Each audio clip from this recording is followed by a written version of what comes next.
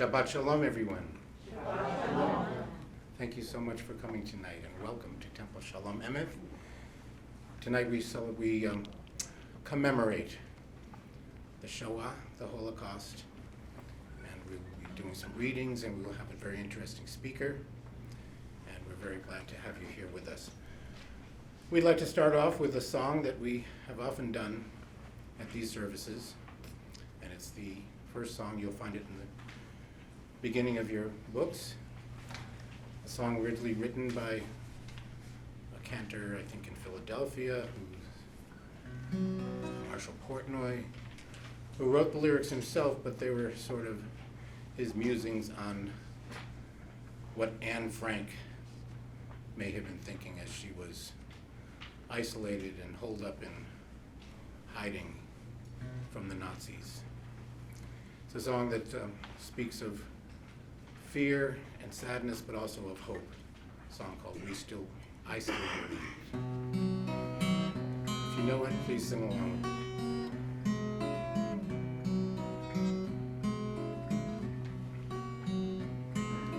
Shining stars, cloudless skies of blue, through the window crack I see you, and I long to run and touch the sun. Dear diary, what else can I do? Growing up, longing for a friend, hoping that these frightful lines will end in words of light, spin in the night, my thoughts and hopes and dreams to you I send. I still believe, in spite of everything, that people really are good at heart, and the skies will be bright, and it will all come right, and the springtime of peace will start. Dreaming of the precious air of freedom, waking and I feel like crying.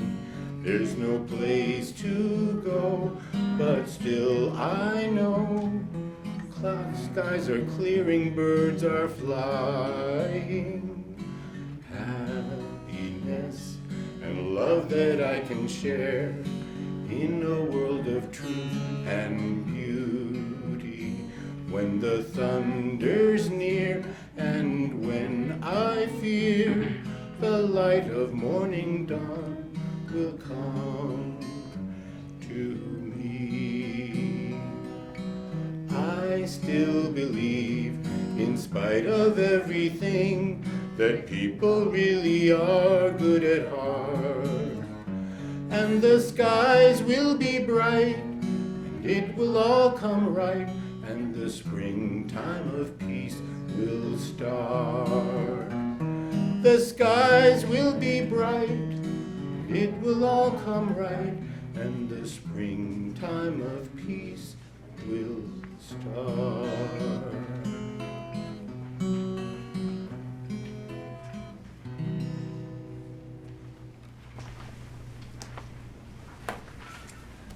Shabbat Shalom, everybody.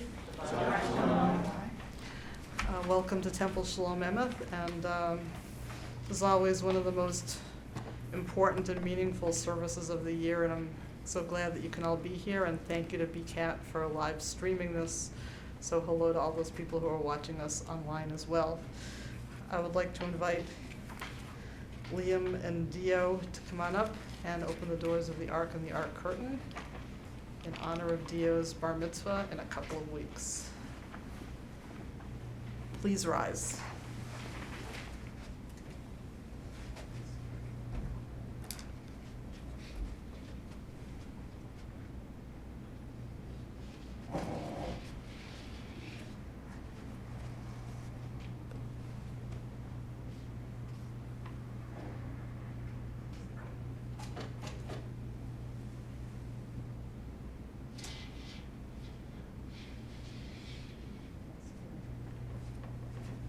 please be seated. Now I'd like to invite Meredith to come on up and join Neil and Liam to light the Shabbat candles this evening.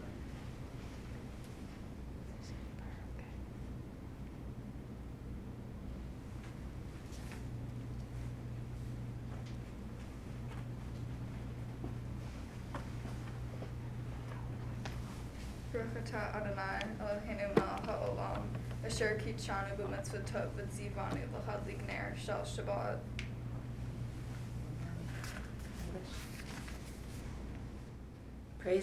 Praise be our eternal God, ruler of the universe. You hallow us with mitzvot and command us to kindle the lights of Shabbat. Baruch atah Adonai Eloheinu melech haolam asher kiddushanu b'mitzvotav v'tzivanu lehadlik ner shel Shabbat.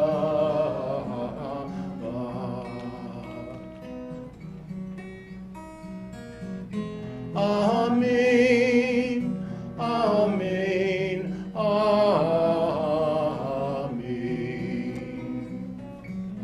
Amen, amen, amen.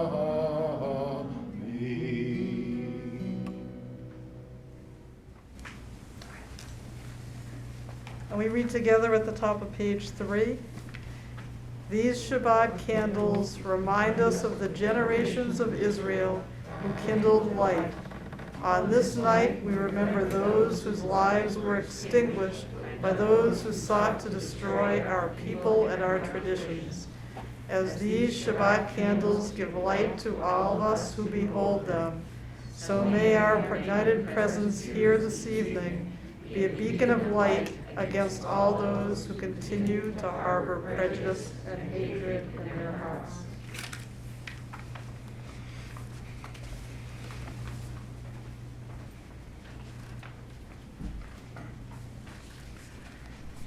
It is hard to understand why people. No, I'm going to take this off. It is hard to understand why people kill each other. It's even harder to think that 6 million Jews and 5 million people of other faiths were murdered by the Nazis. It is hard to understand how or why this horrible tragedy took place. But we must never forget. For if we forget that it happened, it could happen again.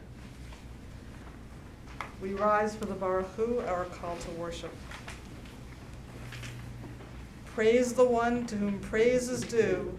Praise be the one to whom praise is due, now and forever. Baruch Hu et Adonai Hamavorach. Baruch Adonai Hamavorach Leolam Va'ed.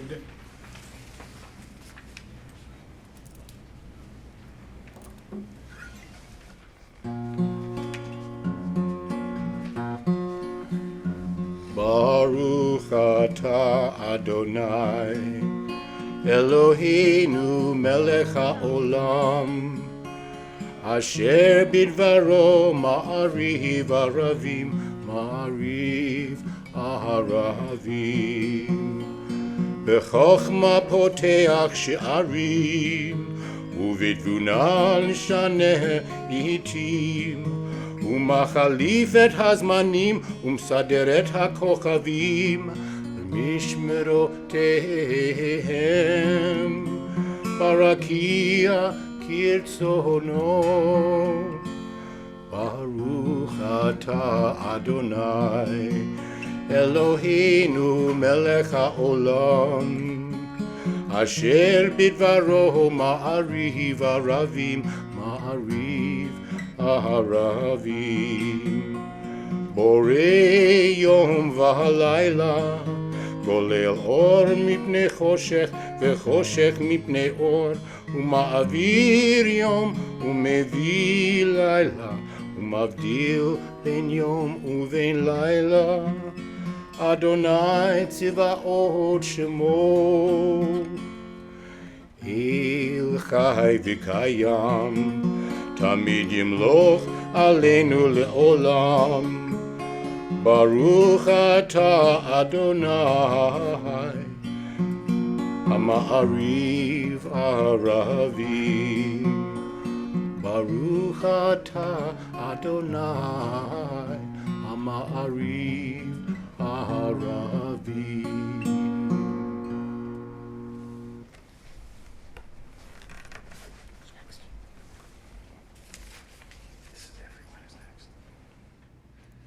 Our God, how can we know you?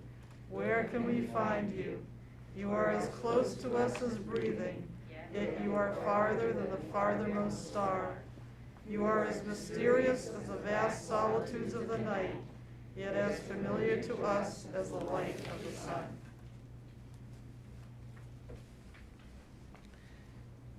In the 1930s, Hitler and the Nazis began to teach people that the Jews were an inferior race of people.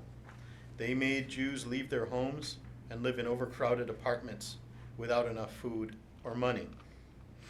The Nazis, we remember the 210,000 Jews who were killed in Germany and Austria. The Nazis began to convince more people that their lives would be better without the Jews.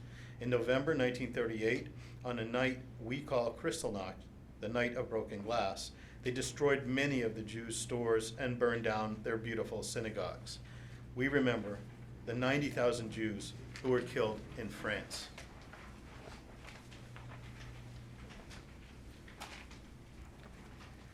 Then the Nazis told that the Jews must be annihilated in order to purify the world. They began to send the Jews to labor camps, where they told the Jews that they would have a better life. Instead, they had to work all day for the Nazis, digging ditches or breaking rocks in the hot sun. All they were given to eat was little bits of bread and watered-down soup. When they got too weak to work, the Nazis killed them. We remember the 450,000 Jews who were killed in Hungary.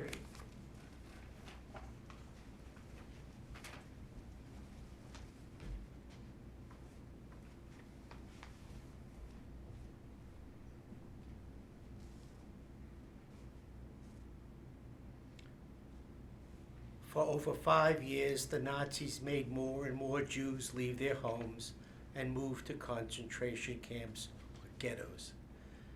They were sick, the old and the young were separated from their family and killed. We remember the 75,000 Jews who were killed in Slovakia.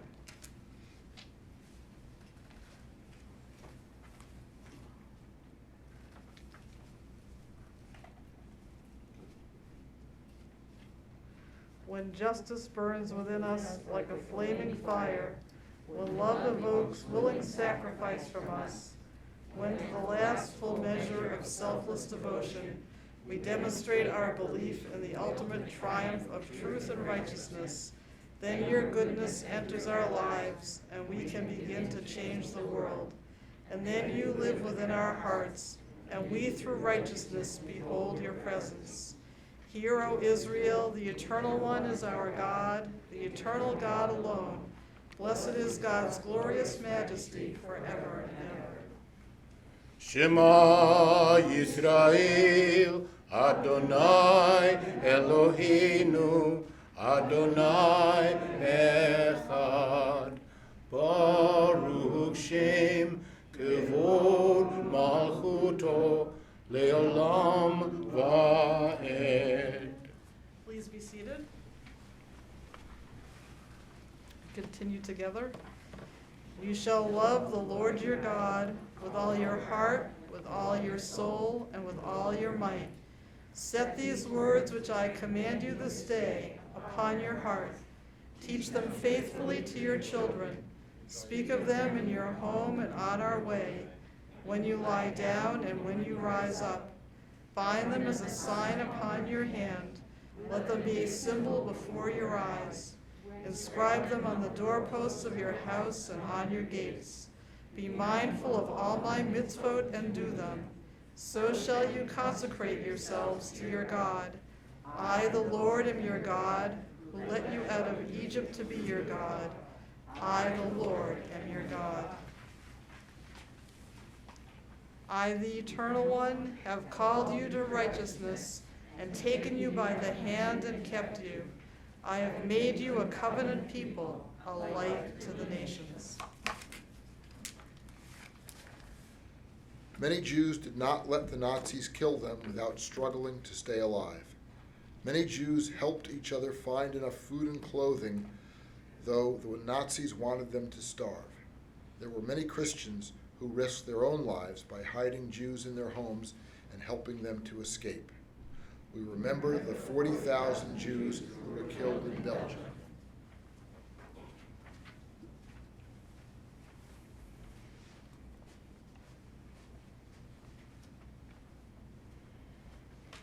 You who worship gods that cannot save you, hear the words of the Eternal One. I am God, there is none else. Some young Jews began to steal guns and ammunition. They fought against the Nazis and helped many people to escape to countries where they could live in safety. We remember the 600,000 Jews who were killed in Romania.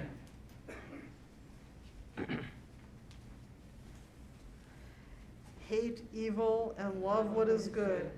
Let justice well up as waters and righteousness as a mighty stream.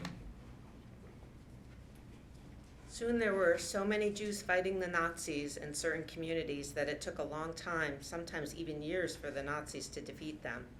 We remember the 3 million Jews who were killed in Poland. Among them were the Jews who fought to defend the Warsaw Ghetto.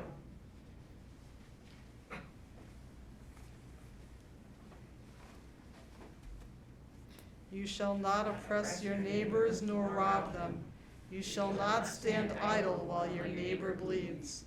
Violence shall no longer be heard in your land, desolation and destruction within your borders. All your children will be taught of your God, and great shall be the peace of our children. Continue on page 7 with Micha Mocha, the song the Israelites sang when they crossed the Red Sea to freedom from Pharaoh's grip.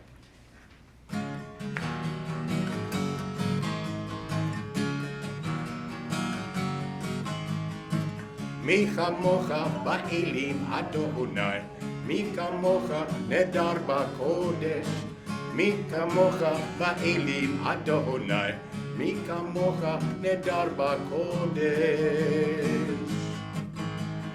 נורא תהילות עושה פלא, נורא תהילות עושה פלא, Adonai yimloch leolam va'ed. Adonai yimloch leolam va'ed. Machtecha ra'u vanecha, bokei hayam lifnei Moshe uMiriam, ve'eli anu v'yamaru, ve'eli anu v'yamaru. Adonai yimloch leolam va'ed. Adonai yimloch leolam va'ed. Adonai yimloch leolam va'ed.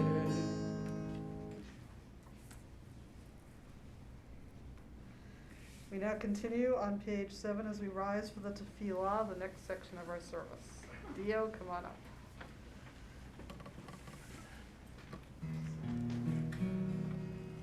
Anananananana Adonai. Anananananana Sfatai Tiftach. Anananananana Ufi Yagid. Ufi Yagid Tehilatecha. Anananananana Adonai. Anananananana Sfatai Tiftach. Anananananana Ufi Yagid Tehilatecha. Anananananana Adonai.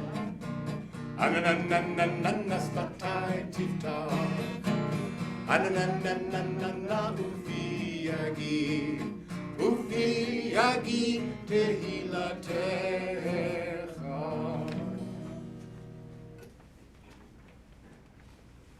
Baruch atah Adonai Eloheinu Elohei Avotenu ve'imotenu Elohei Abraham Elohei Yitzchak ve'Elohei Yaakov Elohei Sarah Elohei Rivka Elohei Leah ve'Elohei Rachel Ha'el Hagadol Hagibor v'Hanorah El Elyon Gomel Chasadim Tovim v'Konei Hakol v'Zocher Chaste Avot v'Imachot Umevi Gula Livne V'Nehem Lama'an Shemo Ba'ahava Melech Ozer Umoshia Umagen Baruch atah Adonai Magen Abraham Ve'ezrat Sarah. Praised be our God, the God of our fathers and our mothers, God of Abraham, God of Isaac, and God of Jacob, God of Sarah, God of Rebekah, God of Leah, and God of Rachel. Great and mighty and awesome God, God supreme, rule of all the living. Your ways are ways of love. You remember the faithfulness of our ancestors, and in love bring redemption to their children for the sake of your name. You are sovereign and our help, our Redeemer and our shield. We praise you, Eternal One, shield of Abraham, protector of Sarah. Your might, O God, is everlasting. Help us to use our strength for good. You are the source of life and blessing. Help us to lift up the fallen. You are the author of freedom. Help us to free the captive. You are our hope in death as in life. Help us to keep faith when those who sleep in the dust. Your might, O God, is everlasting. Help us to use our strength for good and not for evil. You are holy, your name is holy, and those who strive to be holy declare your glory day by day. We praise you, Eternal One, the Holy God. Please be seated.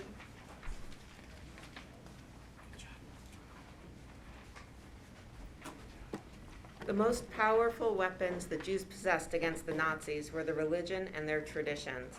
By secretly praying, observing Jewish holidays, and learning about their Judaism, the Jews maintained their faith and hope, even though they lived under terrible conditions. We remember the 60,000 Jews who were killed in Greece.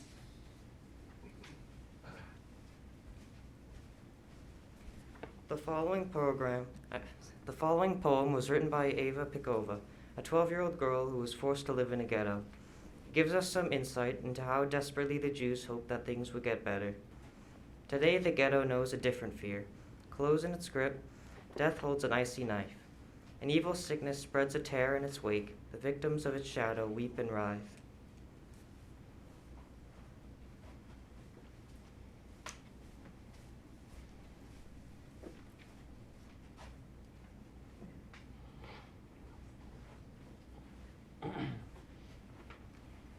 Today, a father's heartbeat tells his fright, and mothers bend their heads into their hands. Now children choke and die with typhus here. A bitter tax is taken from their hands. We remember the 228,000 Jews who died in the Baltic countries.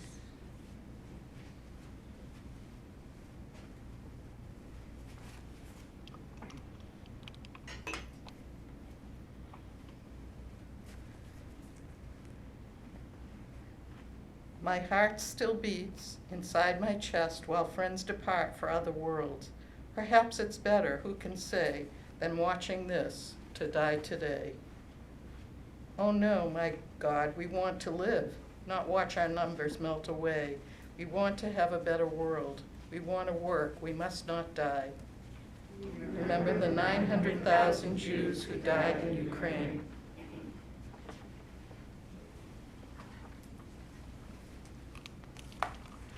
Many Jews who lived under the threat of the Holocaust formed groups and went to live in Palestine before the Nazis got to them. There they built cities and towns and set the stage for the founding of the State of Israel, a safe haven for the Jewish people. We remember the 105,000 Jews who were killed in the Netherlands.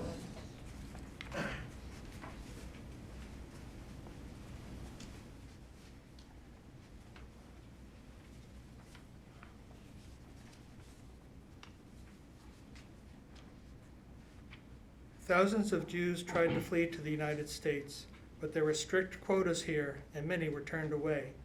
An ocean liner called the St. Louis brought hundreds of refugees to our shores, but our government forced the boat to return to Europe, where most of the passengers were killed by the Nazis. We remember the 352,000 Jews who were killed in Russia.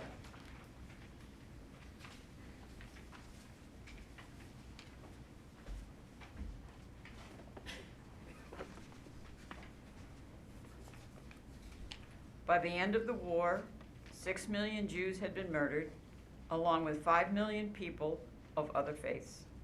But millions of Jews also survived. When the Americans came to liberate them, they found many who were so malnourished that they were hovering between life and death. Most of them could not return to their homes because they had been destroyed. Many were separated from their families and had no way of knowing which relatives were still alive. They are witness to the 11 million. Their memories live on in us.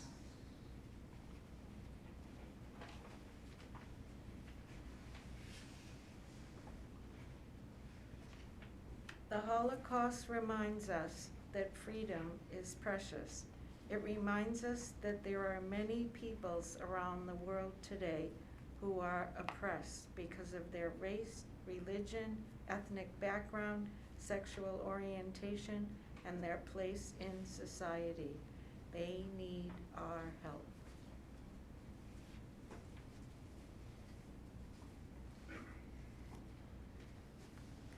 A quote from Dr. Harry Kargas. "Who among us can be certain that if we were in the wrong place at the wrong time, that we would not cooperate with the forces of evil? Are we in some way doing exactly that by our subtle racism, our lack of interest in war-torn nations around the world, our deliberate ignorance of genocide through starvation that some people are experiencing this minute as we sit here?" And from the famous passage by Pastor Martin Niemöller. "First they came for the Jews, and I did not speak out, because I was not a Jew. Then they came for the communists, and I did not speak out, because I was not a communist. Then they came for the trade unionists, and I did not speak out, because I was not a trade unionist. Then they came for me, and there was no one left to speak out for me."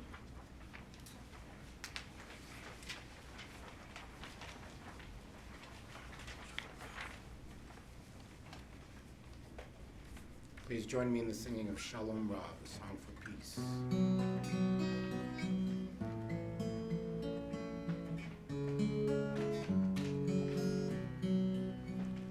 Shalom Rav al Yisrael Amcha Tasim Leolam. Shalom Rav al Yisrael Amcha Tasim Leolam. Ki ata hu melech adon lechol ha'olam.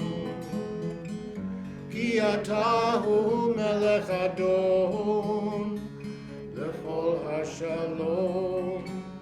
Shalom Rav al Yisrael amcha tasim leolam.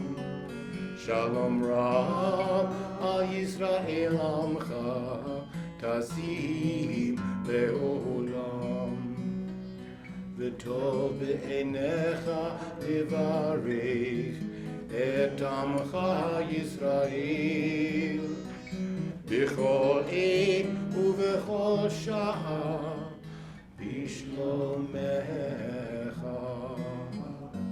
Shalom Rav al Yisrael amcha tasim leolam. Shalom Rav al Yisrael amcha tasim leolam. Tasim leolam. Tasim leolam.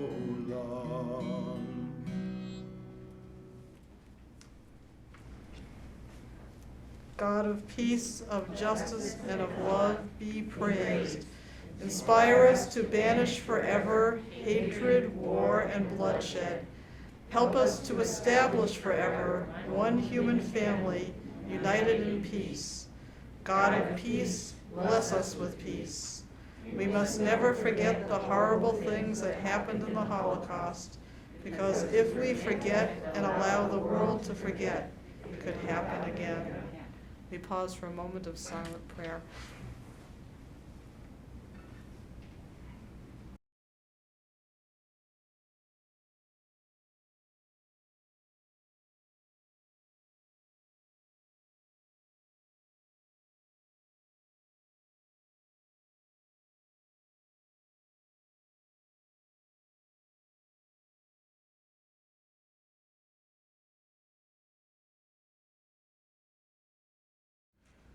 Now please join me in another song for peace. O say shalom.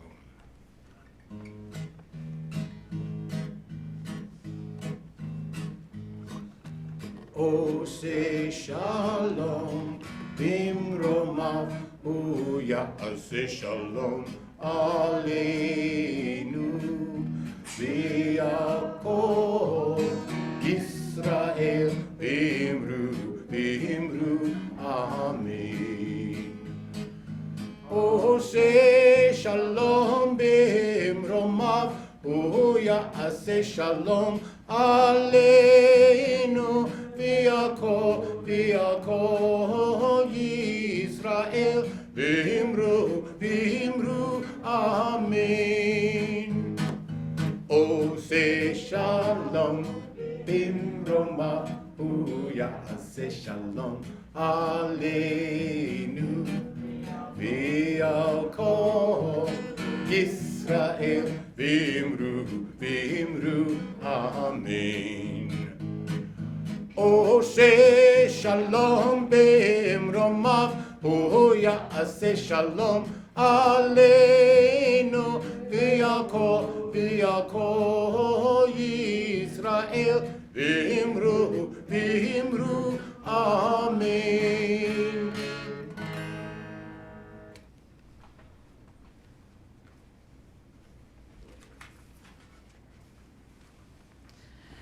As I was driving here, I was listening to NPR, and they were talking about the ways in which Russia might be brought up before the International Court in The Hague on war crimes charges. And so it's extremely relevant that we have here with us this evening the Honorable Phillip Weiner, who's a Massachusetts attorney who served as a career prosecutor from 1980 to 2000. And from 2000, he began working internationally, serving for 6 years as a war crimes prosecutor at the International Criminal Tribunal for the former Yugoslavia. He then returned to the United States as a visiting law professor at Boston College Law School, where he taught criminal law and criminal procedure. From 2008 to 2012, he served as an international judge at the Court of Bosnia and Herzogovina, being assigned to the War Crimes Chamber. His cases involved allegations of war crimes, crimes against humanity, and genocide. He then served at the War Crimes Court in Cambodia, where he oversaw investigations relating to the Khmer Rouge regime. And before leaving that kingdom, he was knighted for his efforts in training Cambodia's judges, attorneys, and police officers. So it is a complete pleasure and honor, and so wonderful that he could be here on this occasion to welcome Judge Weiner to come up and speak about the war in Ukraine. Is the past repeating itself?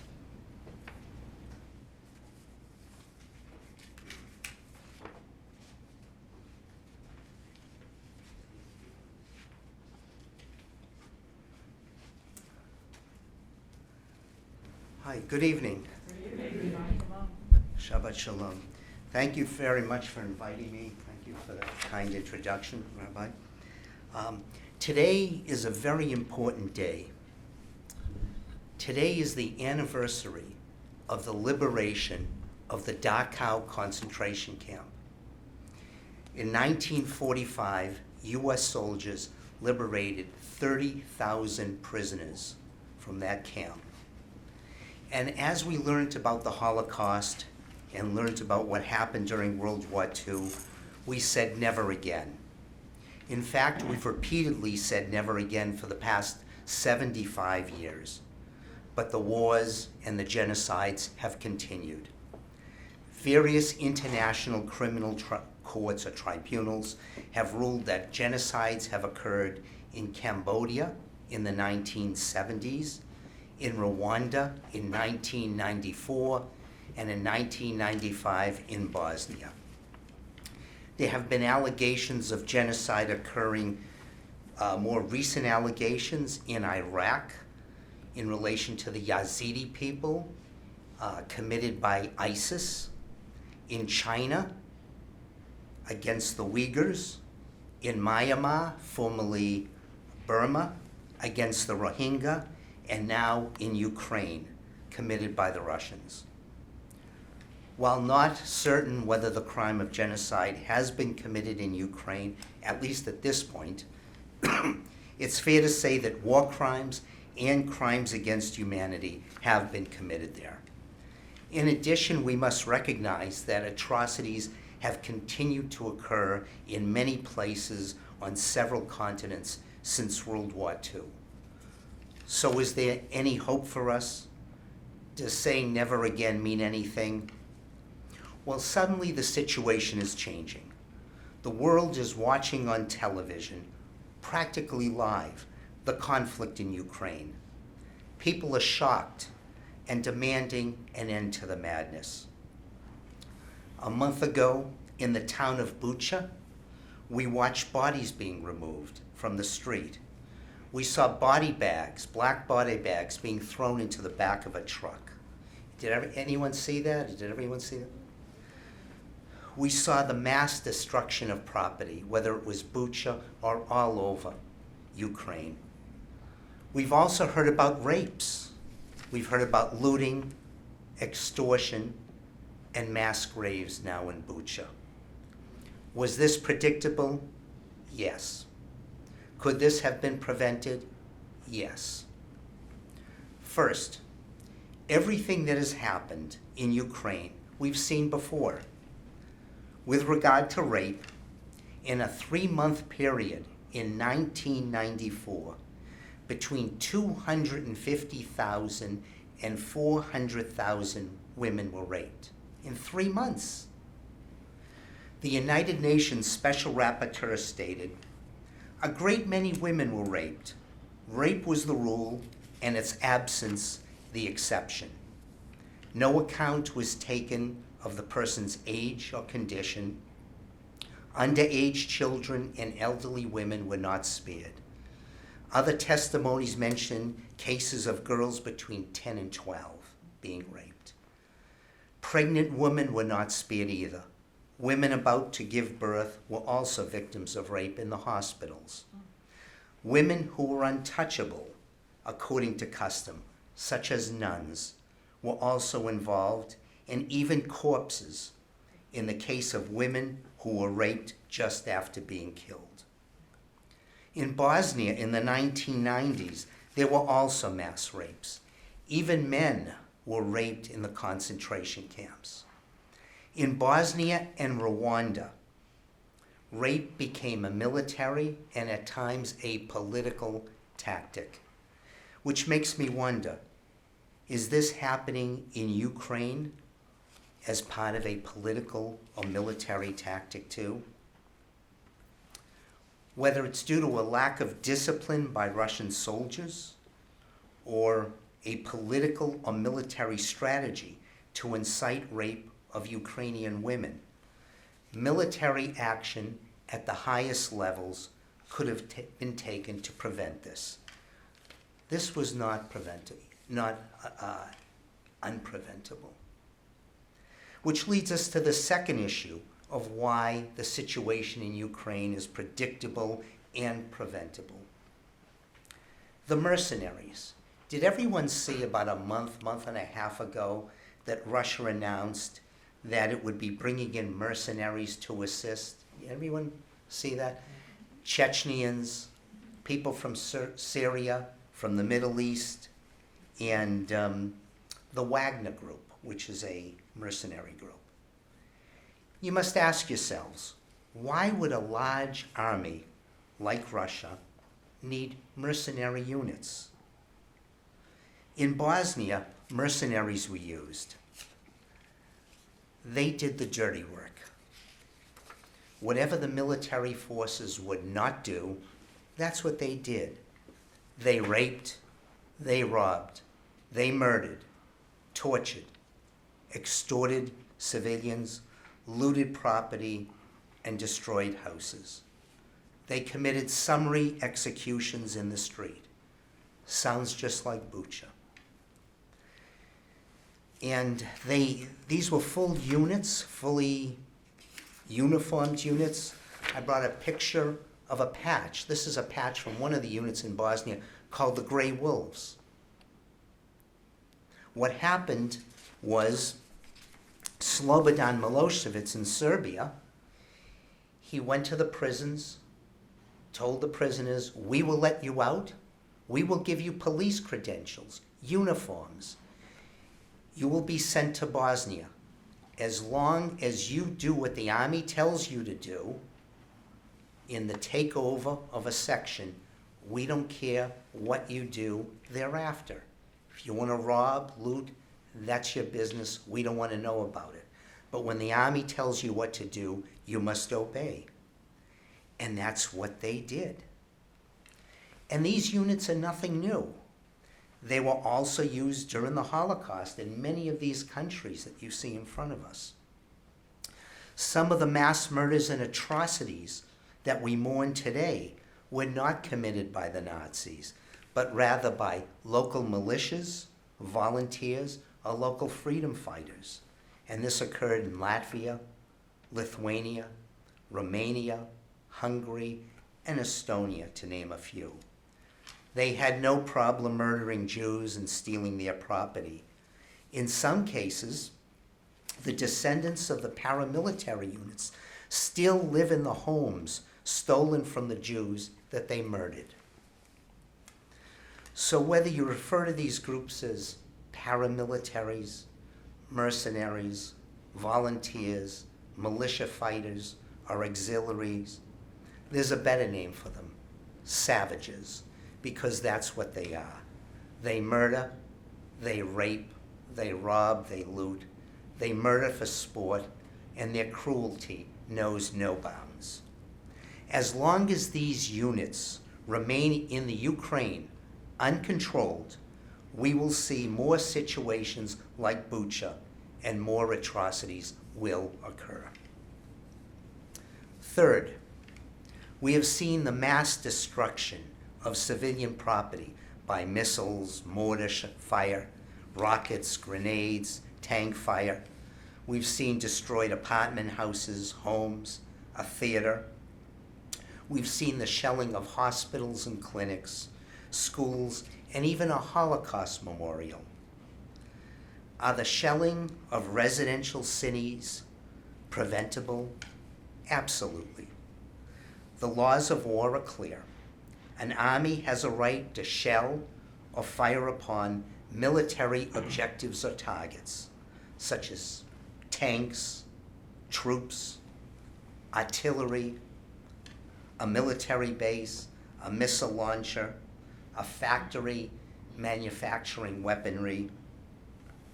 But you cannot shell civilian property or civilians. The laws require a military commander to verify that the targets are not civilians or civilian objects. The failure to distinguish between civilian and military objects is prohibited and unlawful. Since 2011, the Russian military, however, has exhibited a pattern of not distinguishing between military and civilian targets, which is a crime. In Syria, since 2011, they have shelled 350 medical facilities and clinics. Since 2014, in eastern Ukraine, they have destroyed or damaged 750 schools. And in the first month of the conflict, excuse me, they damaged and fired upon 43 hospitals and medical facilities in the Ukraine. So they have not distinguished, they've not followed the rule of law, they have not distinguished between civilian property and military targets. So you must ask yourself, has the concept of might makes right overcome our faith in never again? I'd say there's still hope that the phrase never again doesn't just become a nice slogan which we repeat 2 or 3 times a year. First of all, people and officials all over the world are watching what's happening on television, and they're shocked by what they see. The public in the United States, and especially Europe, is afraid for the first time in years of nuclear weapons being used in a conflict. People are worried about a potential nuclear war.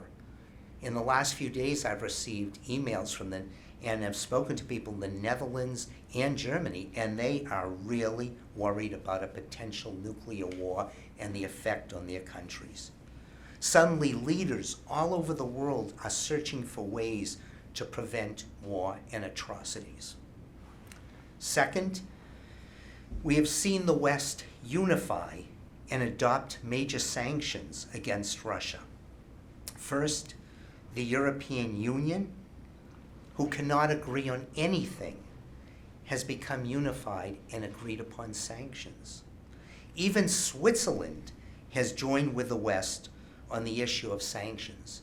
The involvement of Switzerland is just unheard of, but that's how serious the situation is. So there is hope. There is hope that the world is finally saying no more, so that the Holocaust remembrance plea of never again may finally become a reality. And let us say, Amen. Amen. Thank you very much. Sure. Thank you so much for those insights and the horrible insights which you provided us with, which are looking behind the curtain, so to speak. And I'm sure that was just the tip of the iceberg of all the things you could have told us. Does anybody have any questions? I think we have a couple of minutes for questions. Gail. Thank you for coming tonight. I would like to know, what is it that ordinary grandmothers like me can do?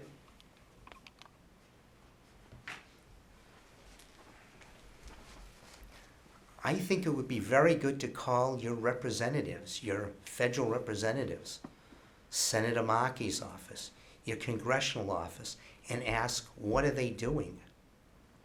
And to tell them you want them to make sure that the United States is going to take action to assist Ukraine, to help refugees, and to see that this doesn't end in a major tragedy, which is very possible. You have to realize that Putin has to save face with the Russian people. He has entered a war which he's not doing well. I don't know if you can say he's losing, but he's not doing very well. And how will he save face if he does not advance in southern Ukraine? What is he planning to do? Will he use limited nuclear capacity? Will he just shell? He doesn't even need nuclear capacity. He has the ability to shell and shell. You have a beautiful city which has been heavily Jewish, Odessa. And if you see the pictures, it's right in the water. It looks like Miami Beach.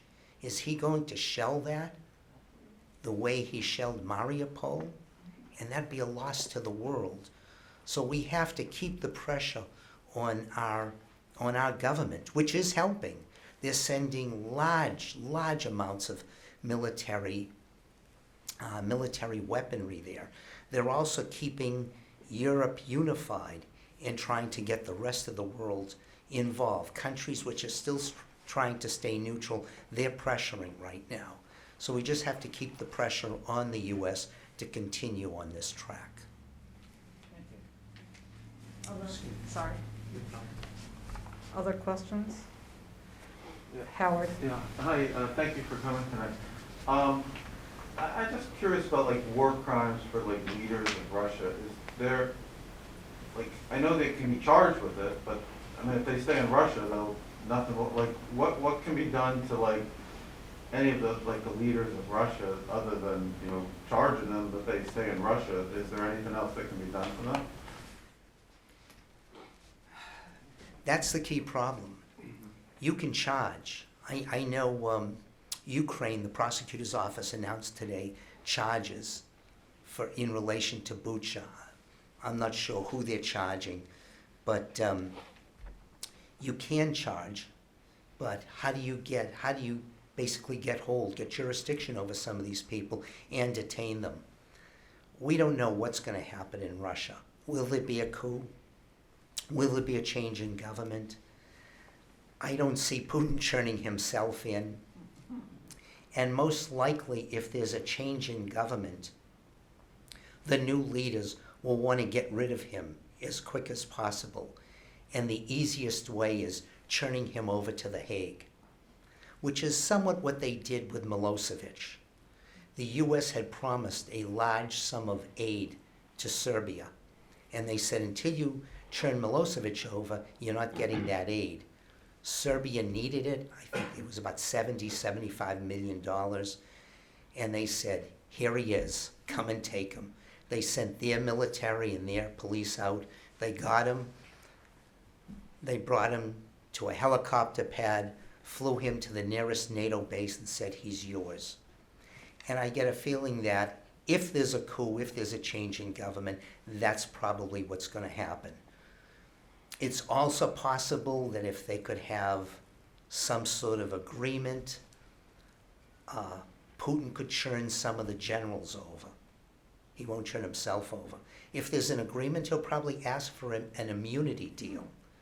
And then there's the issue of the legality of that, of diplomats immunizing or giving amnesty to a person. So far, the courts have said that in cases of war crimes, that's not a valid deal. But who knows what's going to happen? I mean, everything right now is really in a gray area.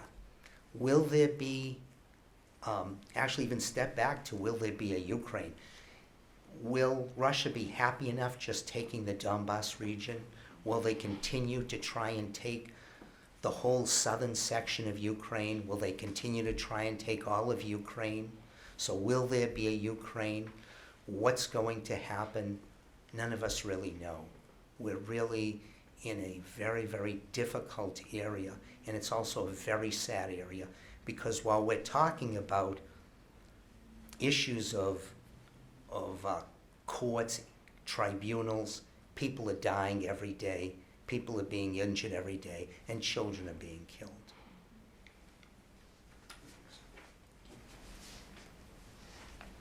Any other questions? Thank you so much, and I'm sure we'll be able to stick around for a few minutes afterwards. All right, thank you so much. That was really wonderfully insightful and gave us a lot to think about, and also reminds us that hatred is far from being resolved in this world, and when we say never again, we really need to do whatever we can, do everything in our power to keep working in every way possible, to keep the killing from stopping, and just to address the hatred and people like Putin in the world. So I really, really appreciate your joining us. Thank you so much. Now we're going to continue with the Elenu on page 11. Dio, come on up to open the Ark curtain. Please rise.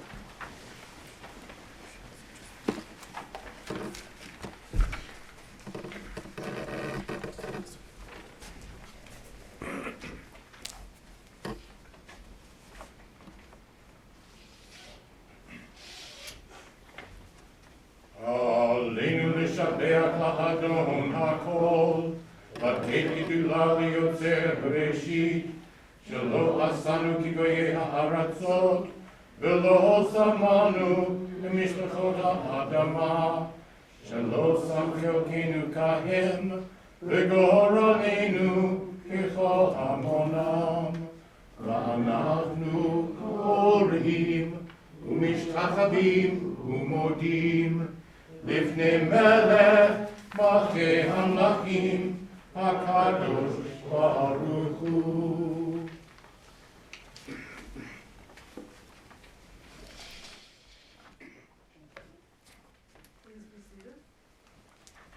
Please join me in the top of the next page, 588.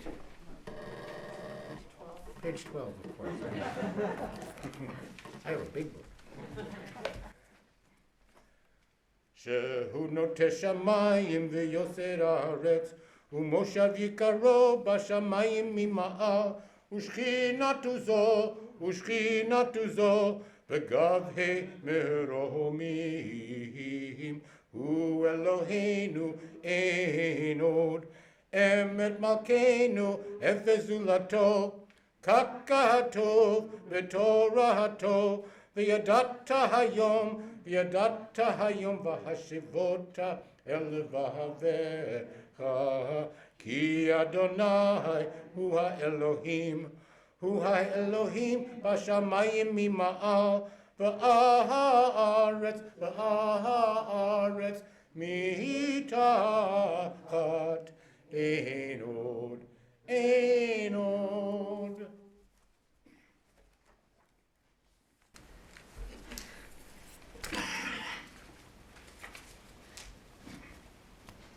We have lived in numerous towns and villages. In too many of them we have endured cruel suffering. Some we have forgotten, others are sealed in our memory, a wound that does not heal. 100 generations of victims and martyrs, still their blood cries out from the earth. And so many, at Dachau, at Buchenwald, at Babi Yar. And what can we say? What can we do? How bear the unbearable or accept what life has brought to our people, to many peoples? All who are born must die, but how can we compare the slow passage of our time with the callous slaughter of the innocent, cut off before their time? They have left their stories and their lives to us. Let a million prayers rise whenever we worship. Let a million candles glow against the darkness of these unfinished lives. Sanctifying the name of God, we do honor to their memory.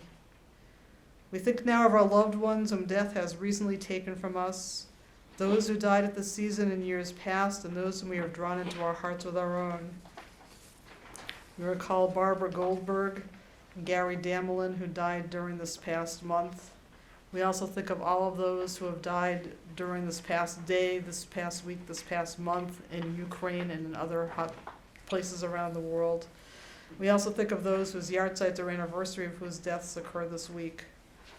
Herb Gindlin, Lillian Guber, Louis Halpern, Irving Harrow, Batya Klein, Sylvia Kornetsky, Lori Rittenberg, Daniel Rosenbaum, Royal Schweiger, Philip Stone, Miriam Berman. And at this time, if there are names of those you would like us also to keep in our hearts and our minds, we prepare to recite the Kaddish prayer, in addition to the 6 million and the 5 million of other faiths. You may say their names aloud as I look across the room.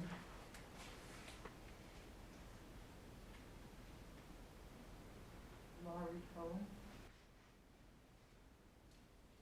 Albert Beck, Bill Miskell,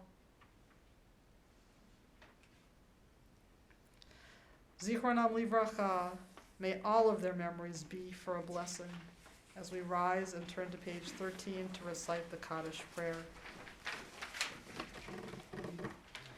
Yitgadal v'yitgadash shmei rabbah, v'yalma divrach yirutei v'yamlich malchutei, v'chayechon u'v'yomechon v'chayei d'chol beit Yisrael, v'agala u'v'yizman kariv v'imru amen. Yehei shmei rabbah mevarach l'olam olmei almaya, Yitbarach v'yishtabach v'yitpa'ar v'yitramam v'yitnaseh, v'yitadar v'yitaleh v'yitalal shmei dekudesha barichu. Le'ela min kol birchata v'shirata tushbachata v'nechamata damiran b'yalma b'imru amen. Yehi shlama rabba min shmaya v'chayim aleinu v'al kol Yisrael b'imru amen. Oseh shalom b'romav hu ya'aseh shalom aleinu v'al kol Yisrael b'imru amen. May the one who causes peace to reign in the high heavens, let peace descend on us, on all Israel, on Ukraine, and all the world, as we say together. Amen. Please be seated. I'd just like to thank Judge Weiner again for that wonderful, insightful talk, and I'd like to thank your brother sitting right next to you, Dr. Ed Weiner, who's a member of the Burlington Board of Health, who's actually the one who even told me about you at the vigil we did a month ago on for Ukraine. So thank you, Dr. Weiner, for bringing Judge Weiner. Your mother really did well with you guys. And I wanted to thank the Benston family for helping to sponsor the Oneg Shabbat, and congratulations to Dio on his bar mitzvah in a couple of weeks. And I wanted to thank State Representative Ken Gordon for joining us this evening, and Annie Gonzalez, who's our clergy representative this evening from the UU Church in Bedford. And thanks to all of you who helped to participate in the service this evening. And is there any announcement that anybody wants to inform us about? Next week we're going to have our Yom HaAtzmaut service celebrating the anniversary of the State of Israel, which has a very strong connection to this week's service. So please join us for that as well. And we're going to have a special speaker, Louise Bork, who is a member of the National Board of Hadassah and president of Hadassah Northern New England Region. Okay, so please come back next week and join us for that. And now we're going to continue with the Kiddush on page 14. I'd like to invite Meredith to come on up and lead us in the Kiddush. Please rise.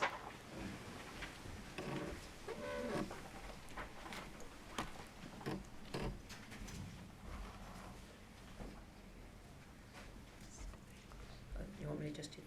Yeah, okay. Blessed are you, Adonai, our God, ruler of the universe, creator of the fruit of the vine. Baruch atah Adonai, Eloheinu melech haolam, borei peri hagafim. Amen. Asabalak l'chaim. Thank you. And Dio, come on up. You're going to hold the challah for the motzi. You're almost your last time up here as a child. Next time you'll be an adult. Oh.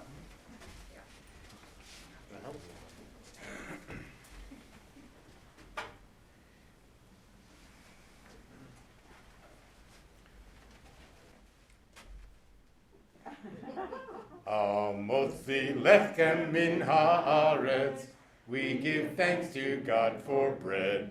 Our voices rise in song together as our joyful prayer is said.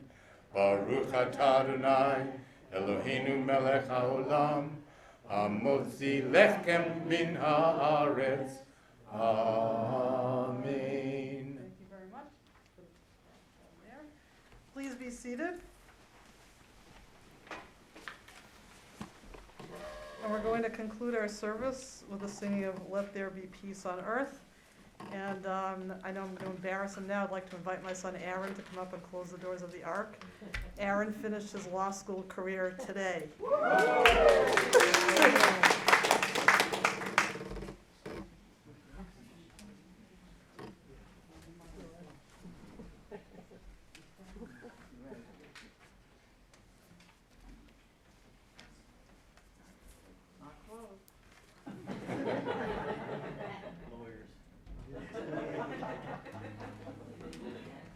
Takes a couple more years of experience in the legal profession to get them. Please join with me.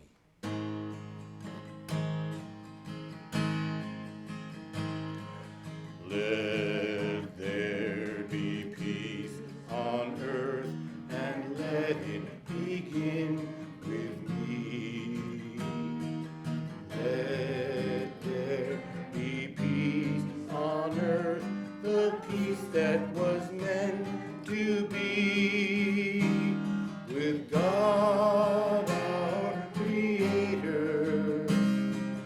Peacemakers we will be.